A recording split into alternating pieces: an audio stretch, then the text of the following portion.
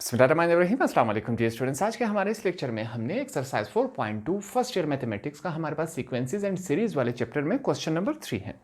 Question number 3 हमारे पास क्या कहता है, इफ ए, इसके नीचे क्या है हमारे पास n minus 1/3 is equal to n 9n minus 4, ये एक वैल्यू दी गई है। Find the n term of the sequence.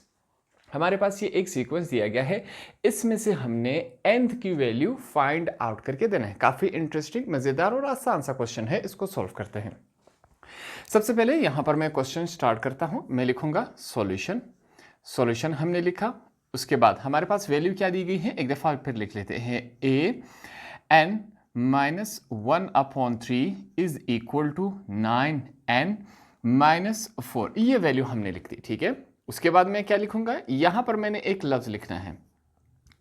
मैं लिख रहा हूं replace n by n plus 1/3। ठीक है, इसे सॉरी इक्वेशन 1 का नाम देंगे हम। ठीक है, ये हमने इस तरह लिख लिया। हमने क्या कहा कि ये जो हमारे पास इक्वेशन दिया गया है, जहां जहां n आएगा उसकी जगह हम n प्लस 1/3 करेंगे। ये कहां से लिया, ये हमने अपने आप से लिया। क्यों लिया, ताकि हमारा ये जो क्वेश्चन है वो सॉल्व हो सके, इस वजह से ये वाली वैल्यू हमने अपने आप से ली। अब ये हमें कैसा पता चलेगा कि हमने 1/3 लेना है, यहां से हमने अंदाजा लगाना है कि 1/3 है, इस 1/3 को हमने खत्म करना है। ये नेगेटिव है तो हमने पॉजिटिव वैल्यू ले ली, ये दोनों आपस में क्रॉस हो जाएंगे। यहां पर करते हैं। सबसे पहले क्या है हमारे पास a, अब n की जगह हमने क्या लिखना है, उसकी वैल्यू, वो हमारे पास क्या है n प्लस 1/3, बीच में कौन सा साइन है, माइनस है, 1/3 यहां पर मैंने लिख लिया, इज इक्वल टू, फिर से हमने क्या लिखना है, 9, n की जगह उसकी वैल्यू लिखनी है, उसकी वैल्यू हमारे पास क्या है, n प्लस 1/3। ठीक है, n की जगह हमने उसकी वैल्यू लिख ली, माइनस 4, ये वैल्यू हमने बाहर लिख ली। ठीक है, अब यहां पर n आ रहा था, उसकी जगह हमने n की वैल्यू पुट कर दी, यहां n था, उसकी जगह हमने यहां पर वैल्यू पुट कर दी, तो ये इस शक्ल में आया। इसको सॉल्व करते हैं आगे। सबसे पहले मैं लिखूंगा a, यहां पर चेक करें, पॉजिटिव 1/3 नेगेटिव 1/3 के साथ कैंसिल हो गया, तो यहां पर सिंपली हमारे पास क्या रह गया, सिर्फ n ही है। ये बात क्लियर हो गई, आगे चलते हैं। यहां पर हमारे पास क्या है, 9 लिखा। मैथमेटिक्स में हमने सीखा था कि जहां पर कुछ नहीं होता वह हम क्या समझते हैं, 1 है। इस n के नीचे कुछ नहीं है, हम क्या समझेंगे, m है। अब यहां पर हमने यू करना है, 3 1s आर 3 होता है। ठीक है, 1 का टेबल कहां तक पढ़े कि 3 आ जाए, 1 का टेबल हम 3 तक पढ़ेंगे। 1 3s आर 3, ऊपर पहले से क्या मौजूद है, n, हमने n लिख लिया। कौन सा साइन है, पॉजिटिव साइन है।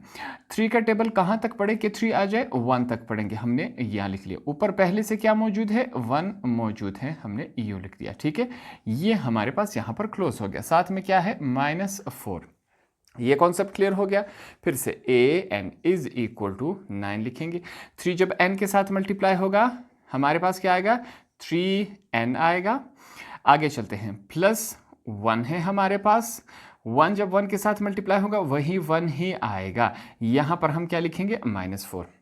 एक चीज़ और यहाँ पर मैं कर लेता हूँ, इस 9 को मैं मिटा देता हूँ। क्यों मिटाया, यहाँ पर कैंसिलेशन हो रही है। कैसे कैंसिलेशन हो रही है, 3 1s आर 3, 3 3s आर 9, तो हमारे पास यहाँ पर क्या बचा, सिंपल 3 ही बच गया। नीचे वाला 1 हम क्यों नहीं लिखते, क्योंकि मैथमेटिक्स में हमें मालूम है जहाँ पर कुछ नहीं होता वहाँ हम क्या समझते हैं, 1 है, इस वजह से नीचे वाला 1 हम नहीं लिख रहे। अब क्या होगा, अगले स्टेप में हमने सिंपली ये जो 3 है इस ब्रैकेट के साथ मल्टीप्लाई हो रहा है, इस वैल्यू के साथ भी, इस वैल्यू के साथ भी, इन दोनों के साथ हम मल्टीप्लाई करवा लेते हैं। an is equal to 3 multiply by 3 9, साथ में n है। ठीक है, प्लस और प्लस, प्लस का साइन है, 3 1s आर 3, बाहर क्या मौजूद है, -4 है, ये हमने लिख लिया। an इज इक्वल टू, यहां पर सबसे पहले क्या है, 9n, -4 में से अगर 3 चला जाए तो हमारे पास 1 रह जाएगा। ये हमारा क्या है, आंसर है। हमसे क्वेश्चन में पूछा गया था कि हमारे पास एक सीक्वेंस दिया गया है, इस सीक्वेंस में हमने n की वैल्यू फाइंड आउट करना है, उसका सीक्वेंस हमने फाइंड आउट करना है। तो n का सीक्वेंस हमारे पास 9n - 1 आया, यहाँ पर हमने आसानी से फाइंड आउट कर लिया। होप आपको ये वाला क्वेश्चन भी आसानी से समझ आ गया होगा।